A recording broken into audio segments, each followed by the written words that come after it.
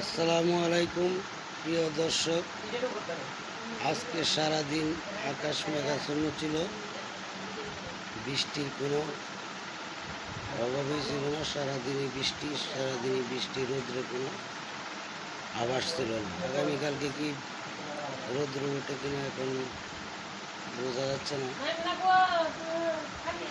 যদি বৃষ্টির দিন বৃষ্টি না হয় তাও ভালো লাগে না। বৃষ্টির দিন বৃষ্টি হওয়ার এটাই স্বাভাবিক। আষাঢ় শ্রাবণ বর্ষাকাল, বর্তমানে শ্রাবণ মাস চলতেছে।